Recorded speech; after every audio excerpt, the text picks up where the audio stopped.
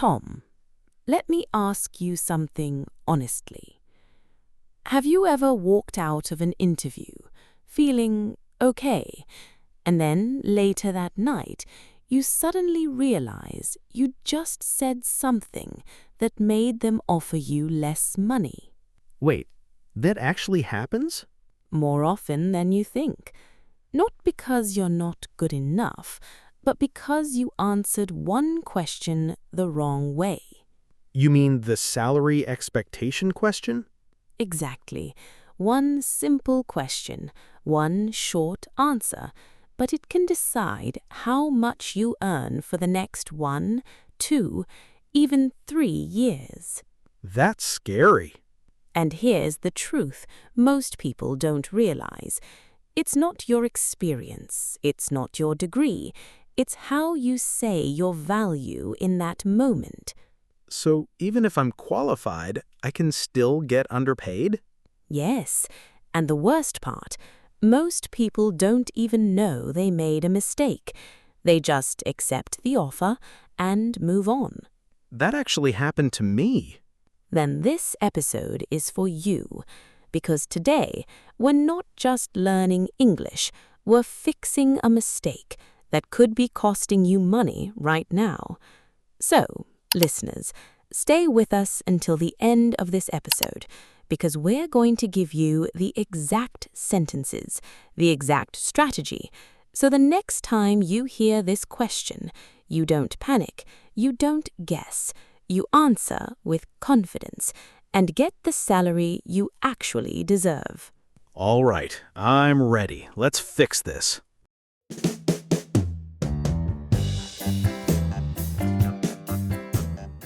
Tom, let's be very honest here.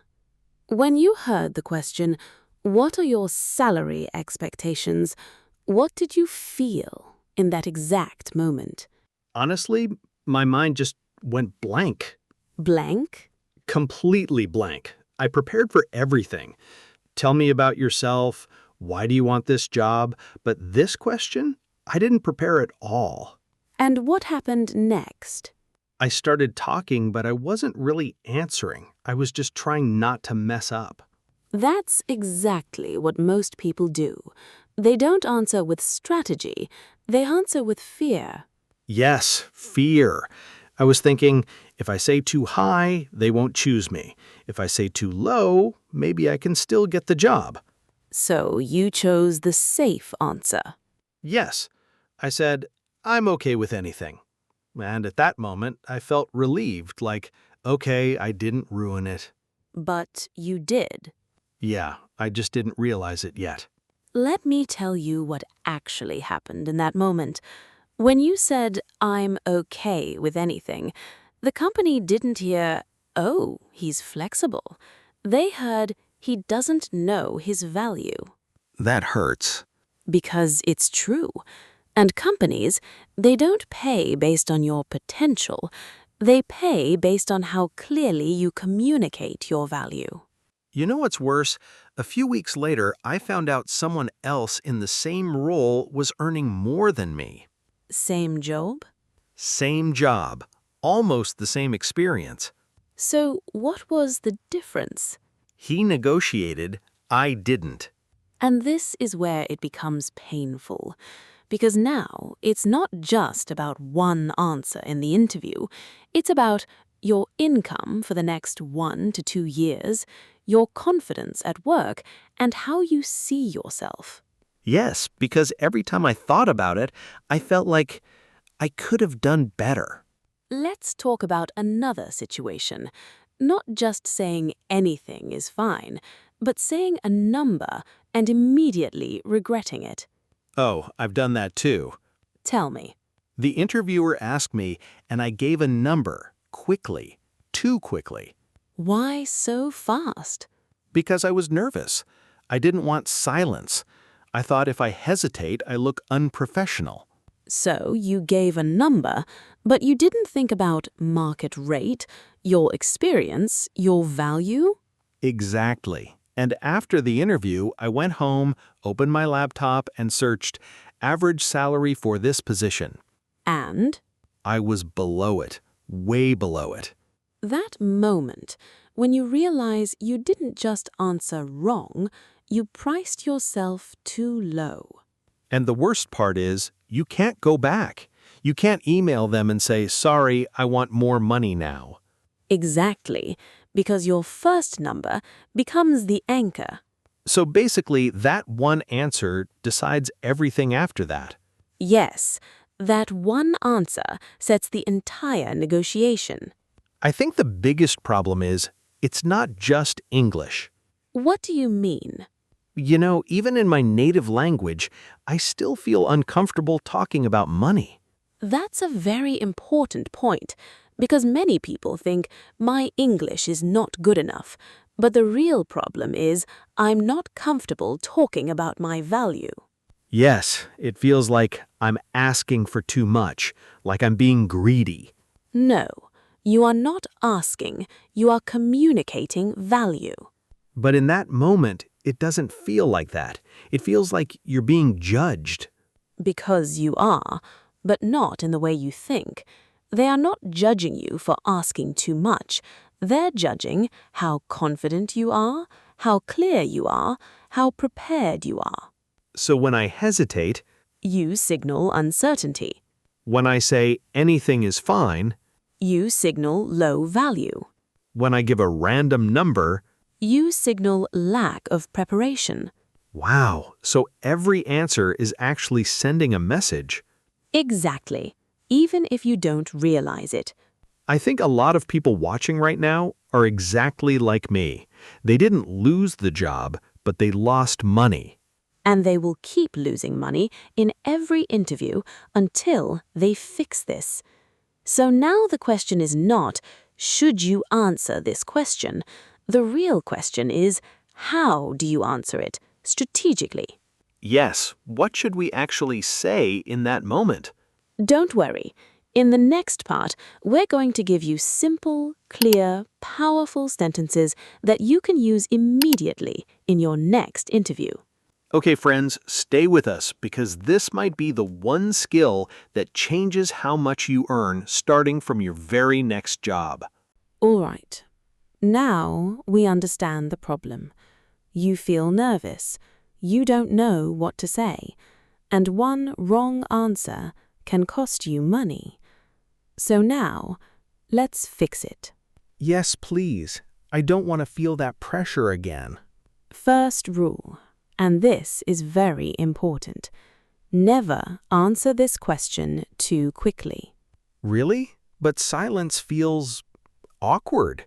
Yes, silence feels uncomfortable, but answering too fast is even more dangerous. Why? Because when you answer too quickly, you are not thinking, you are reacting. And when you react, you usually choose the safe answer. Like, anything is fine. Exactly. So instead, buy yourself time. Say this, "That's a great question. Let me take a moment to think about it." Ah, so I don't need to answer immediately. Yes, this one sentence can save you thousands. Now, when you are ready to answer, never give just one number. Why not? Because one number locks you in, you lose flexibility. Instead, give a range. Say this, "Based on my research and experience, I'm expecting a salary in the range of..." Based on my research and experience, I'm expecting a salary in the range of... This sentence does three things. 1, it shows you prepared. 2, it shows you understand the market. 3, it shows confidence. So I'm not just guessing. Exactly. You're positioning yourself. But what if I don't know the market salary? Then that's your homework before the interview. Because if you don't know your market, you can't price yourself correctly. Now, here's where most people fail. They either sound too aggressive or too weak. Yes, I've been both. So, you need balance. After you give your range, add one more sentence. I'm open to discussion depending on the overall package. I'm open to discussion depending on the overall package. This is a power sentence because it shows you are flexible, but you still have standards. So I don't sound desperate. Exactly. You sound professional. But what if they ask too early, like before I understand the job? Great question. Then don't answer directly. Delay it professionally. Say this: I'd love to learn more about the role and responsibilities before discussing salary. That sounds very polite. And very strategic, because now you shift the conversation. So I can wait until I understand the value of the job first. Exactly. You cannot price something you don't fully understand. There's another powerful move, and most candidates don't use it. What is it? Ask them first. Wait, I can do that? Yes. Say this: May I know the budget range for this position? That feels confident. Because it is. Now, instead of guessing, you are gathering information. So I'm not in a weak position anymore. Exactly. You're now part of the negotiation. All right, let's practice together. Listeners, repeat after me. Based on my research and experience. Based on my research and experience. Next, I'm expecting a salary in the range of. Repeat, in the range of. And finally, I'm open to discussion. I'm open to discussion. If you remember just these 3 sentences, you are already ahead of 90% of candidates. You know what I realize now? Before, I thought this question was dangerous. And now? Now I see it's an opportunity. Exactly. This is not a trap. This is your moment to show you understand your value, you can communicate clearly, you can negotiate professionally. So the problem was never the question. The problem was not knowing how to answer it. Now that you know the strategy, let's see how it actually sounds in a real interview. Yes, I want to hear the difference. In the next part, we'll show you exactly a bad answer and a powerful answer. Same person, completely different result. Stay with us, because this next example might change the way you answer this question for the rest of your career. All right, now you understand the strategy. But strategy is one thing, execution is everything. Yes, because in the real interview, you don't have time to think too much. Exactly. So let's put you in a real situation. Same candidate, same experience, same job, but 2 different answers, 2 completely different outcomes. Okay, I'm ready. Thank you for your time today, Tom. Before we move forward, what are your salary expectations? I'm okay with anything. Let's stop right here. Did you feel that? Yes, it felt awkward. Not just awkward, weak. I was just trying to be polite. But that's not what the interviewer hears. They hear no confidence, no preparation, no clear value. So even if I'm qualified? You just positioned yourself at the bottom. And here's what usually happens next. The interviewer doesn't argue. They don't question you. They simply give you the lowest possible offer. So I just gave away my leverage? Exactly, without even realizing it. Let's try another version. Same question. What are your salary expectations? I think maybe around $800. Let's stop right here. What just happened? I answered too fast. Yes, and now you are locked into that number. But what if I realize later it's too low? Too late. That number becomes the anchor. So even if the company can pay more? They won't, because you already told them your price. And here's the painful truth. You didn't just lose money today. You lose future raises, future negotiations, and your confidence. So, listeners, if you've ever been in this situation where you walked out of an interview and later realized, I should have said something different, you're not alone. If this has ever happened to you, just hit the like button. Yeah, I think a lot of people can relate to this. All right, now let's make sure this never happens to you again. Take a breath, stay calm, use the structure we learned. What are your salary expectations? Thank you for the question. Based on my experience and my research on the current market, I'm expecting a salary in the range of $900 to $1,200.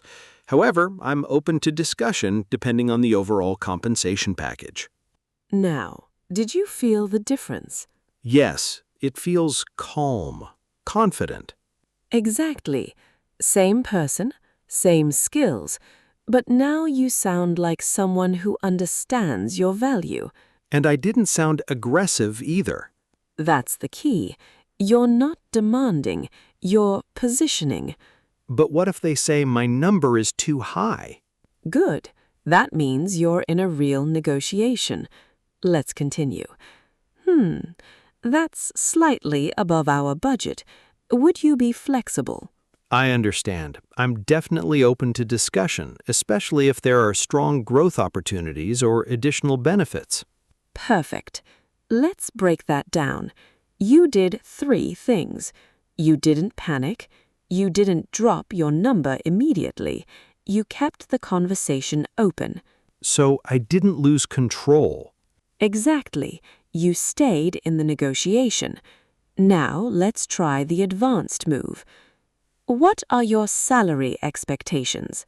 May I know the budget range for this position? That's a power move.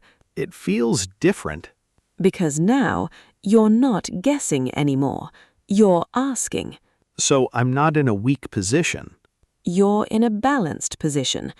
Let's be very clear. The interviewer is not just listening to your number. They're listening to your confidence, your clarity, your self-worth. So the answer is not just about money. It's about positioning. Same question. But one answer makes you look cheap. One answer makes you look valuable. Exactly. And the difference is just a few sentences. So now you've seen it, the mistake, the better answer, and the real strategy behind it. But I think the most important part is mindset. Exactly.